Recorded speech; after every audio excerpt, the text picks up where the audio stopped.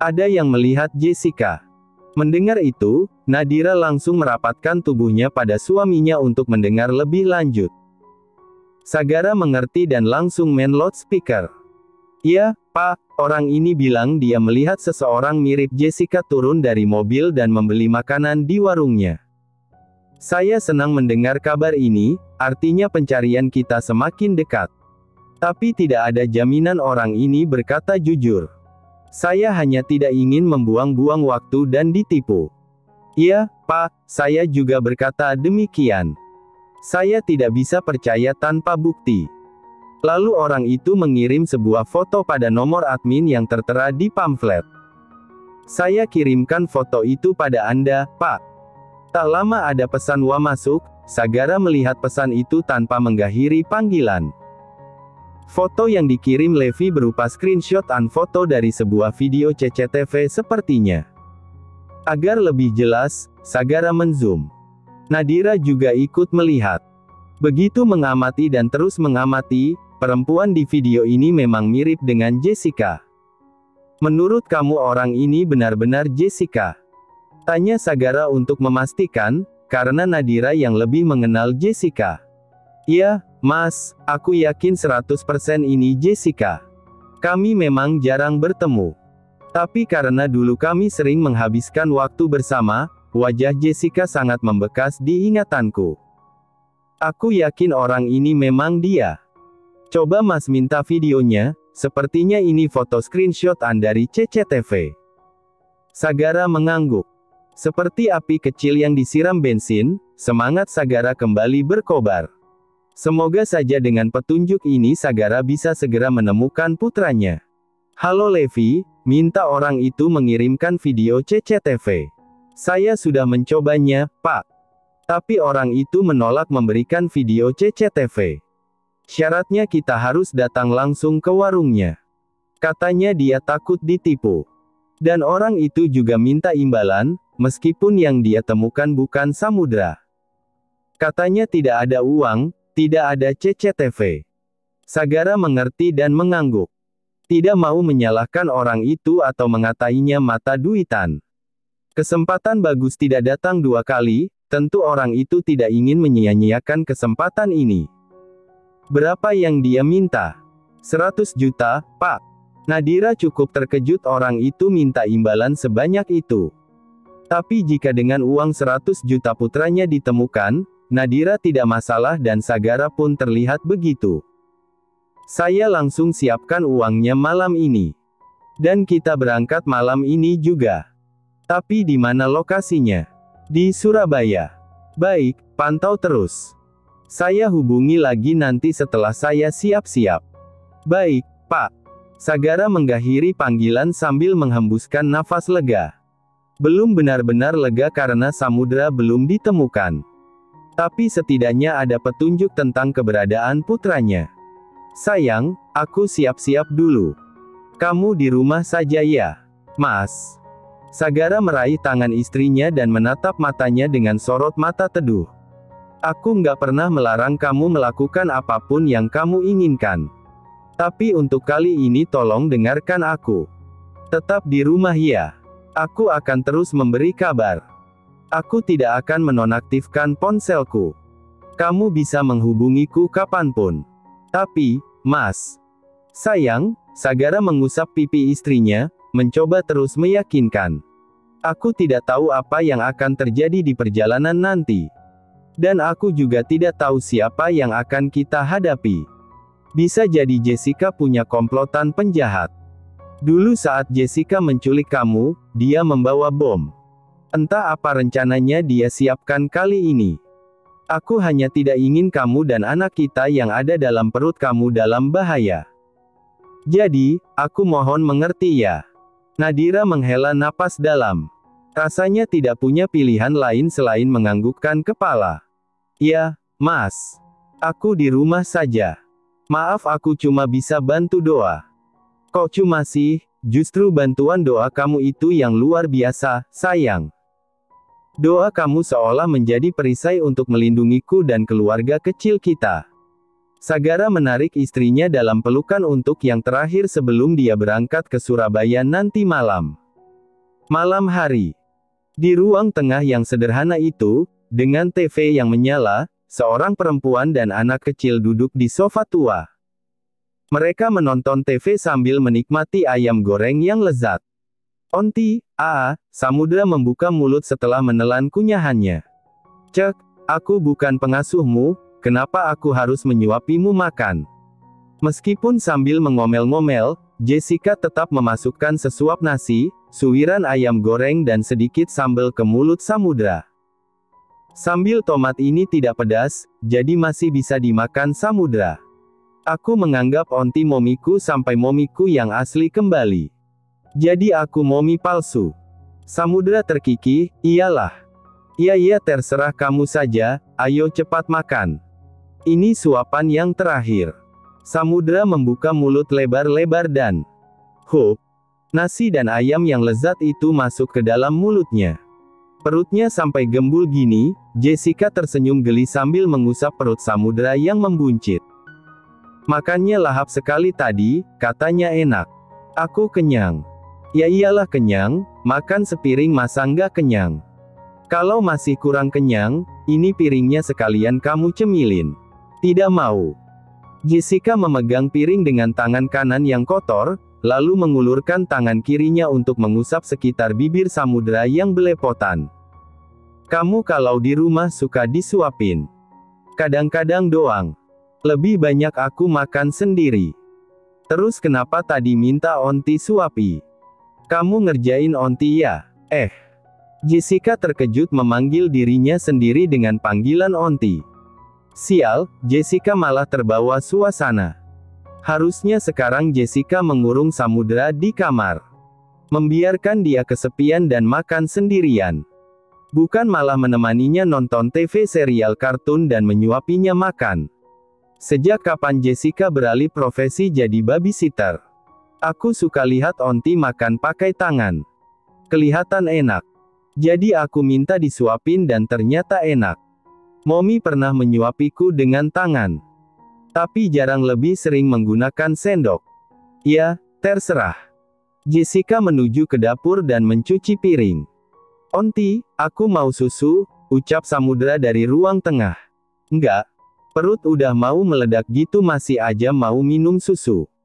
Jessica bisa mendengar tawa keras Samudra. Dasar bocah. Dan tanpa bisa dia cegah, bibirnya menyunggingkan senyum. Entah berapa kali Jessica tersenyum hari ini. Senyuman yang benar-benar tulus dan lepas, bukan sejenis senyuman seperti seringai yang meledek. Jessica bahkan lupa kapan dia bisa tersenyum tulus dan tertawa sebebas ini. Samudra. Si bocil itulah yang membuat Jessica tersenyum selepas ini. Enggak, Jessica menggelengkan kepala, aku nggak boleh terperdaya. Aku harus fokus tujuan utama. Samudra adalah alat untuk membuat Nadira menderita. Samudra hanya sebuah barang yang akan aku jual hari Minggu nanti. Jadi, aku nggak boleh terlalu dekat atau membawa perasaan keberadaannya di sini. Setelah meyakinkan diri tidak akan terperdaya, Jessica kembali ke ruang tengah. Samudra masih duduk di sana sambil menonton TV. Kenapa Onti lama sekali? Sini Onti duduk di samping aku lagi. Sudah malam. Sudah waktu tidur. Jessica mematikan televisi. Kamu masuk ke dalam kamar dan tidur. Saya juga akan masuk kamar saya. Tapi aku belum mengantuk. Kalau kamu berbaring di kasur, nanti lama-lama juga mengantuk sendiri. Ayo ke kamar sekarang. Samudra masih tidak mau beranjak dari kursi. Mau tidak mau Jessica menggenggam tangannya dan menuntunnya menuju ke kamar. Onti, aku belum sikat gigi. Biasanya sebelum tidur aku sikat gigi dulu. Dasar bocil banyak mau. Meski marah-marah, Jessica tetap menemani Samudra sikat gigi di wastafel dapur. Lalu mengantarnya ke kamar lagi. Onti, biasanya sebelum tidur, aku apa? Lari keliling kompleks 50 putaran baru kamu bisa tidur. Sagara terkikih. Lucu saja melihat wajah Onti Jessica saat marah-marah. Bukan Onti. Sebelum tidur biasanya Momi membaca dongeng untukku. Onti bukan momimu. Onti polisi yang menjaga kamu. Jadi kamu nggak bisa mengharapkan Onti melakukan apa yang biasanya Momi kamu lakukan. Jadi, jangan banyak bicara lagi dan cepat berbaring di kasur atau Onti akan marah. Samudra mengerucutkan bibir. Ya udah deh, good night Onti. Good night, bocil. Setelah memastikan Samudra berbaring di ranjang, Jessica menutup pintu tanpa dikunci. Karena pintu utama dan seluruh jendela juga sudah dikunci, jadi Jessica tidak perlu khawatir Samudra akan kabur. Oke, saatnya tidur. Jessica mematikan lampu utama di kamarnya menjadi lampu tidur yang agak remang-remang. Lalu berbaring di kasur, menarik selimut dan memejamkan mata. Selang beberapa menit tiba-tiba, tok, tok. Onti sudah tidur. Ini aku Samudra. Aku takut tidur sendirian. Aku boleh tidur di kamar Onti? Tidak. Terima kasih, Onti. Samudra tetap memaksa membuka pintu. Onti. Menutup pintu lagi, Samudra mendekati sisir ranjang Jessica yang kosong. Semalam aja boleh ya Onti? Samudra naik ke atas kasur dan berbaring di sana. Mau Onti larang kamu juga sudah berbaring di sini kan? Kenapa bandel sekali tidak mau mendengar Onti? Jessica mencubit pipi Samudra. Maaf Onti, aku tidak bermaksud nakal. Aku tidak bisa tidur sendirian di tempat baru. Besok atau besoknya lagi aku berani. Ya udah sekarang tidur. Oke. Samudra langsung memejamkan mata. Aish anak bandel, Jessica menarik selimut sampai sebatas leher Samudra. Anak ini benar-benar tertidur terdengar suara dengkuran halus. Sementara Jessica masih berada di posisinya, tiduran miring, menghadap pada Samudra.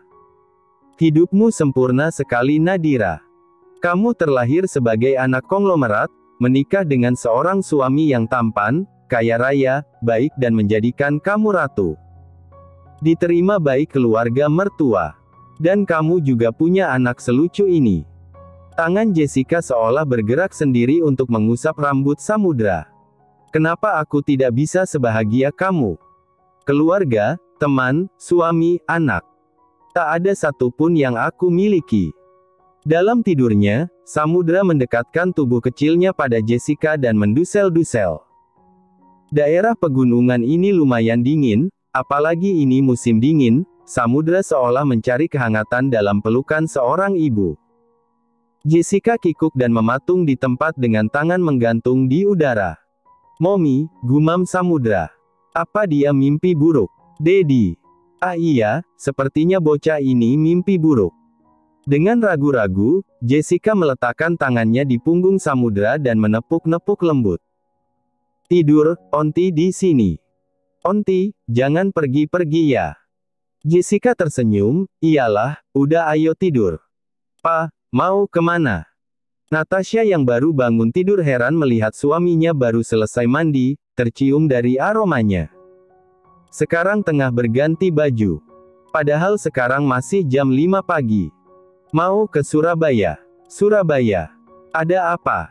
Kenapa tiba-tiba ke Surabaya? Natasha turun dari ranjang dan membantu suaminya bersiap-siap. Berdiri tepat di depannya dan membantunya memakai kancing kemeja. Natasha belum tahu alasan kepergian suaminya ke Surabaya. Tapi Prayoga tidak akan pergi tanpa alasan yang jelas, jadi Natasha langsung membantunya siap-siap. Sagara baru saja mengabariku ada petunjuk baru keberadaan Jessica di Surabaya. Dia sudah tiba di sana. Tapi baru memberitahuku sekarang. Sangat menyebalkan kan? Karena itu Papa ingin cepat-cepat ke sana. Papa tidak ingin ketinggalan mencari cucu kita.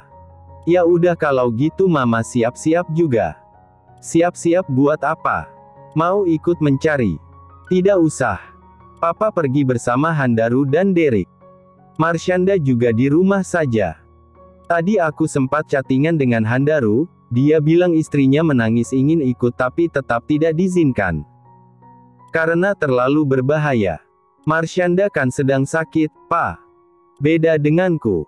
Aku baik-baik saja. Sama saja. Pokoknya aku melarangmu ikut. Lebih baik kamu ke rumah Nadira saja, Sagara bilang Nadira juga tidak ikut. Kamu tenangkan dia supaya tidak khawatir. Kalau dia stres bahaya juga untuk cucu kedua kita. Keputusan prayoga sudah final dan tidak bisa diganggu-gugat. Natasha mau membujuk seperti apapun, prayoga tidak akan mengizinkannya ikut. Jadi, mau bagaimana lagi? Akhirnya Natasha hanya bisa menghembuskan napas kasar. Ya sudah tapi papa hati-hati ya. Ya, Natasha merentangkan tangan. Nggak mau peluk dulu. Prayoga berdecih, berasa anak SMA pacaran terus pulang ke rumah masing-masing, sedihnya serasa pisah planet. Natasha tersenyum, mau peluk nggak? Kalau nggak mau ya udah. Detik itu juga sebelum Natasha beranjak, Prayoga menariknya dalam pelukan. Sudah tua masih manja. Kapan aku manja? Natasha tersenyum dan membalas pelukan suaminya. Menyandarkan kepala di dadanya sembari memejamkan mata. Tubuh Prayoga sudah tidak sekekar dulu, tapi pelukannya masih terasa sama seperti dulu, selalu bisa menghangatkan dan menenangkan. Pa! Prayoga menangkupkan kedua lengannya untuk memeluk punggung Natasha. Kalau sudah tua gini kerasa banget kita cuma berdua. Anak-anak kita sudah bahagia dengan keluarga mereka sendiri. Kita terus sama-sama sampai tua ya, Pa. Di umur kita yang sekarang memangnya kurang tua gimana lagi? Natasha tersenyum dan mengeratkan pelukan. Benar juga usia mereka sudah tidak muda lagi. Sudah punya anak cucu. Tapi kadang Natasha merasa masih muda. Dan hari-hari yang dia lewati bersama Prayoga masih seperti masa remaja dulu. Entah Prayoga merasakan hal yang sama atau tidak, Natasha tidak tahu. Prayoga jarang mengungkapkan perasaannya. Entah dia bahagia atau tidak. Tapi sejauh ini Natasha rasakan suaminya juga merasa bahagia. Dan yang paling penting Prayoga setia. I love you, lirih Natasha malu-malu. Prayoga tersenyum geli. Natasha masih saja seperti remaja yang baru puber. Ilya, udah peluknya papa buru-buru. Prayoga melepas pelukan. Papa hati-hati ya. Ya, kamu juga jaga diri di rumah. Natasha mengangguk dan mengantar suaminya ke depan. Sagara telah tiba di rumah si penelpon yang mengaku punya rekaman CCTV perempuan yang mirip dengan Jessica. Tidak sendiri, ada Levi dan Hiro yang bersamanya. Biasanya ada Sagara dan Hiro, pasti ada Roger. Tapi kali ini Roger tidak bisa ikut. Putrinya masih sakit. Sagara merasa bersalah. Penculik itu sudah pasti mengincar Samudra. Namun karena malam itu Samudra bersama Daisy terkena imbas juga. Tapi syukurlah tidak ada luka fisik berat. Obat bius yang dipakai pun tidak memberikan efek parah di tubuhnya. Namun kondisi psikis Daisy mungkin harus mendapat perhatian lebih. Sampai sekarang Daisy masih demam. Mungkin karena syok dengan kejadian malam itu. Daisy juga terbangun tengah malam dan memanggil-manggil nama Samudra. Harapan Sagara sekarang, semoga Samudra cepat ditemukan dalam kondisi baik. Dengan begitu Daisy pasti akan sembuh. Nadira tidak akan khawatir lagi dan semua orang lega. Ini video CCTV-nya. Sagara, Levi dan Hiro mengamati video itu baik-baik. Tidak salah lagi. Perempuan di video ini memang Jessica, ucap Hiro dengan penuh keyakinan. Kalau begitu mana uangnya, ucap si pemilik CCTV. Sagara menoleh pada Levi dan menganggukkan kepala. Levi mengerti lalu membawa tas berisi uang 100 juta itu dan memberikan kepada si pemilik CCTV. Ma, seandainya kita minta 500 juta mereka pasti akan memberikan juga kan? Bisik istri bapak itu. Levi yang mendengar itu langsung menajamkan mata. Sementara Sagara dan Hiro tidak mendengar karena mereka fokus menganalisis CCTV. Memanfaatkan kesempatan itu baik. Tapi memanfaatkan kesempatan di atas musibah orang lain adalah celaka. Jadi, tunggu saja hal buruk yang akan menimpa kalian. Tanpa mendengar jawaban dari mereka, Levi menghampiri Hiro dan Sagara lalu berpamitan pergi. Levi terlalu geram dengan mereka. Rasanya marah sekali ada yang bahagia di atas penderitaan bosnya. Bahkan Levi sudah menahan diri mati-matian untuk tidak melayangkan pukulan pada wajah orang itu. Levi sudah lama bekerja dengan Sagara. Meskipun kadang terjadi berdebatan, Levi tetap setia pada Sagara karena Sagara juga memperlakukannya dengan baik. Jadi, kalau ada orang yang mencelakai Sagara, sudah pasti Levi akan turun tangan. Sekarang ketiga pria itu sudah berada di dalam mobil dan sedang berdiskusi. Dilihat dari plat mobil, sepertinya ini palsu. Jadi menurut saya, satu-satunya rencana yang bisa kita lakukan adalah analisis CCTV yang dilewati mobil ini, ucap Sagara. Dengan CCTV sepanjang jalan kita bisa tahu kemana arah mobil ini. Hiro dan Levi sama-sama menganggukkan kepala. Setuju dengan ide Sagara yang merupakan satu-satunya hal yang bisa mereka lakukan.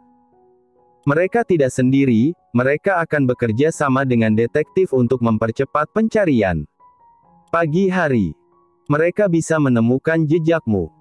Kenapa saat itu kamu harus keluar dari mobil dan membeli makanan di rumah makan?